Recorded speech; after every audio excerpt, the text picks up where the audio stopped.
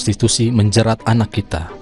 Sebanyak 24.000 anak Indonesia terjerat prostitusi. Jangan lagi menjadi berita yang viral dan menghebohkan sesaat saja. Masalah serius ini butuh diatasi segera.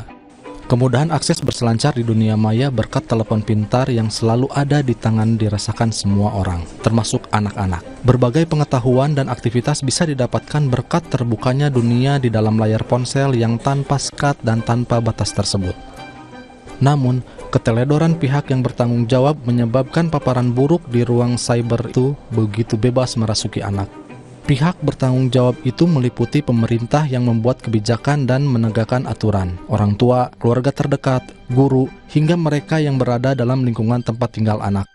Ideologi yang merusak, judi daring, pornografi, dan porno aksi sampai prostitusi leluasa menjerat anak nyaris tanpa perlawanan. Bagi para pelaku, membuat anak masuk dalam jaringan prostitusi daring bukan perkara sulit. Mereka mengincar anak-anak yang masih polos dan terutama dari keluarga tidak harmonis dan kekurangan. Berpura-pura menawarkan perhatian layaknya kekasih atau keluarga, sejumlah uang, ponsel, atau sekedar menjamin akomodasi sehari-hari saja bisa menggamit anak-anak malang itu dalam kejahatan tak terperi. Cukup gampang bagi siapapun mencari pekerja seks anak. Tinggal klik di media sosial, aplikasi percakapan, dan aplikasi kencan. Berbagai tawaran langsung terpampang jelas. Laporan Pusat Pelaporan dan Analisis Transaksi Keuangan (PPATK) terbaru menyatakan 24.000 anak dengan rentan usia 10-18 tahun terjerat prostitusi. Lembaga ini mencatat ada 130.000 transaksi yang diduga kuat berkaitan dengan prostitusi daring dengan nilai nominal mencapai 127,3 miliar rupiah. Informasi itu menyodot perhatian publik, tetapi tidak terlalu mengherankan. Bau busuk kejahatan seksual dan eksploitasi anak itu telah lama tercium. Pada 2021 sampai 2023, Komisi Perlindungan Anak Indonesia mencatat 481 kasus prostitusi daring dengan 900 anak.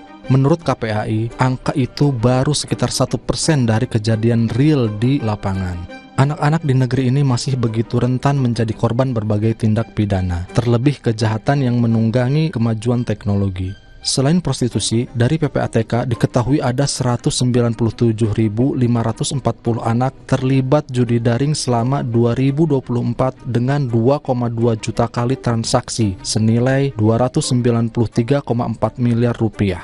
Anak kecanduan judi daring tak sukar dijerumuskan sebagai nasabah pinjaman daring. Berakhir terbelit utang mencekik. Sedikit diperdaya, korban bisa digiring masuk jaringan prostitusi daring serta menjadi pengguna sekaligus pengedar narkotika dan obat-obatan terlarang. Kejahatan dunia maya yang melibatkan anak-anak memang saling bersinggungan. Menjadi pekerjaan mendesak bagi orang tua dan orang dewasa di sekitar anak agar sadar akan kewajibannya melindungi generasi emas tumpuan bangsa tersebut. Pemerintah wajib lebih serius memberantas pintu masuk di jagat cyber penjerat anak sebagai korban tindak pidana. Jangan setengah-setengah, apalagi sebatas laporan angka semata.